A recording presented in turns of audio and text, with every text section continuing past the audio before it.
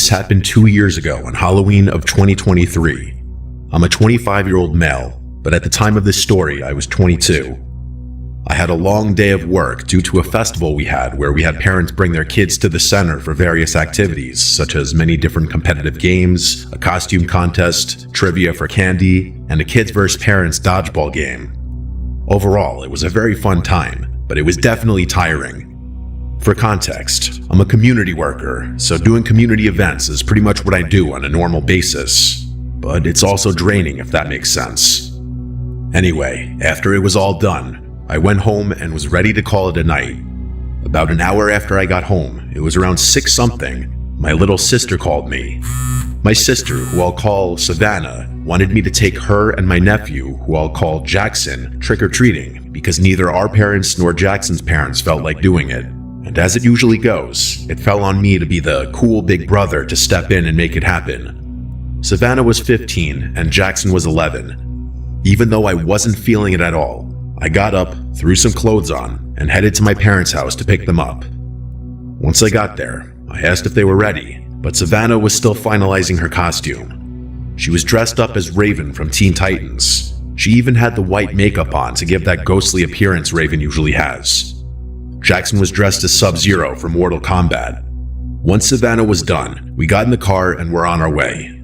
I took them to a pretty busy neighborhood to make sure they got as much candy as possible. Upon arrival, we started going from house to house.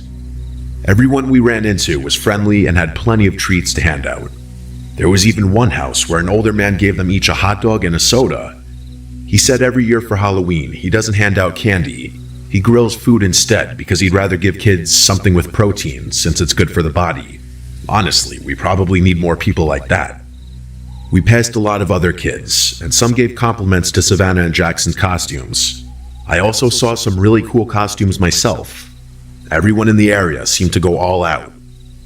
When we hit the last house for the night, we started walking back to the car. It was about a 10-minute walk since we had gone pretty far down the neighborhood. The neighborhood was less active now, and there weren't as many people out and about. That's why I got alarmed when I looked across the street and saw a person dressed in all black, standing in a yard where there were no porch lights on. I'm surprised I even noticed them at all, but I tend to always pay attention to my surroundings.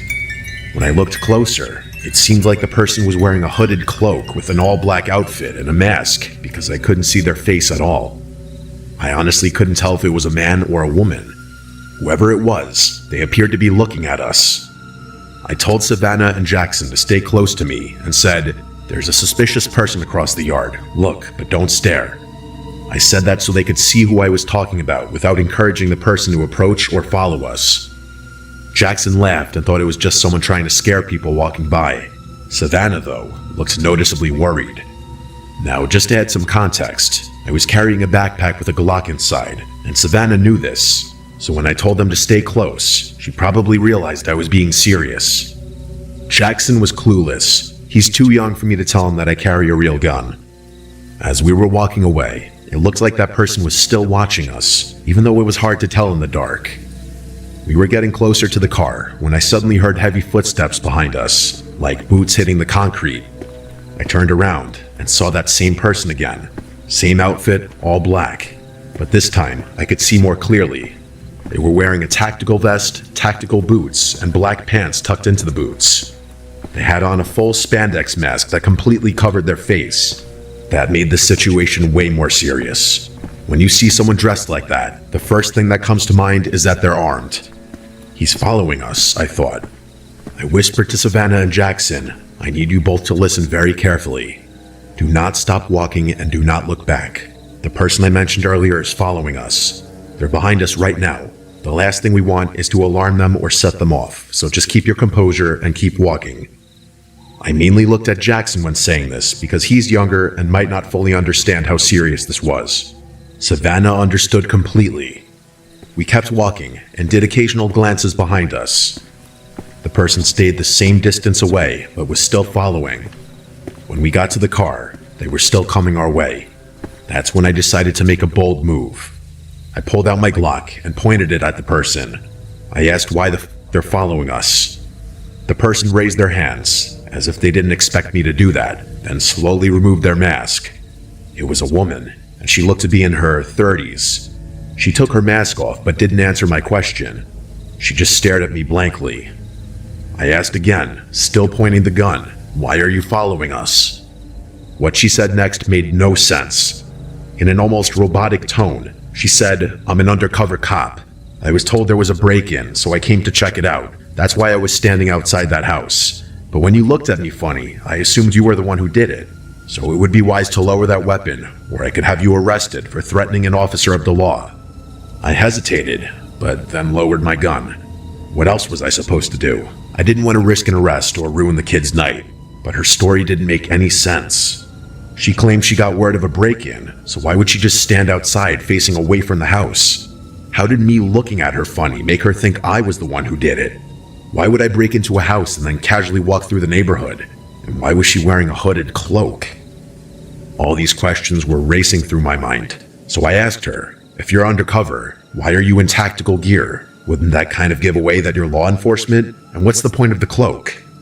She didn't answer. She just stared at me again, but this time her expression changed.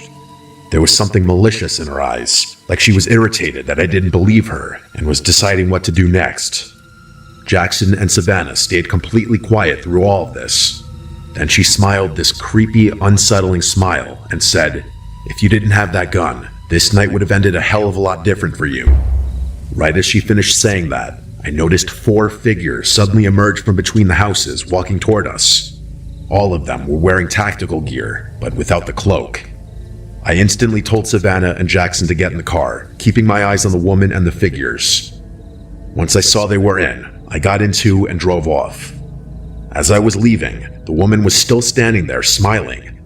The others, 3 men and 1 woman, were not smiling.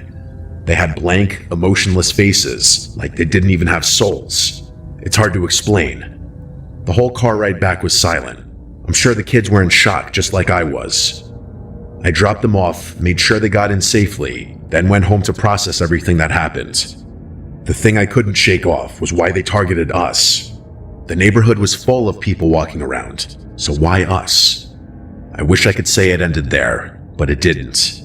A few days later, I got a text from an unknown number.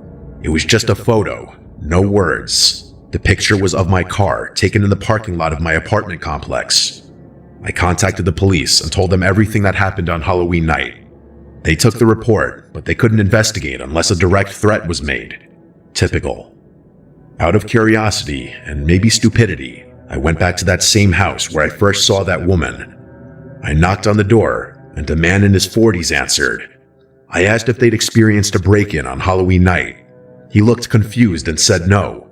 He said he went to bed early because he had work the next morning and didn't notice anything strange. I told him what I saw, and he had no idea what I was talking about. I thanked him for his time and left. At that point, I already knew the undercover cop story was fake, but I wanted to do my own little investigation just to make sense of it. Whoever that woman and those people were somehow knew my phone number and where I lived.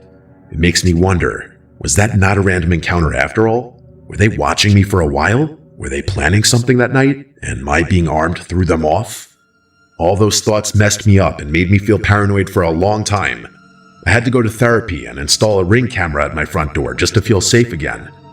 In case you're wondering, I haven't been contacted by any unknown numbers since. Nothing else has happened since that picture. 2 years later, I still think back on that night.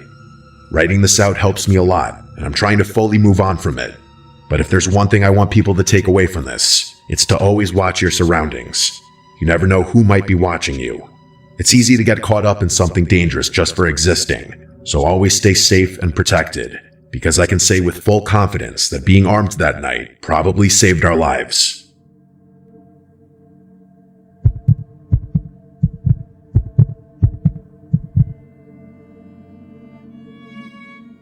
This happened when I was 12 years old. It was Halloween day, and my family was staying at a small family resort about an hour away from where we lived. My parents wanted to do something different that year instead of just walking around our neighborhood for trick-or-treating.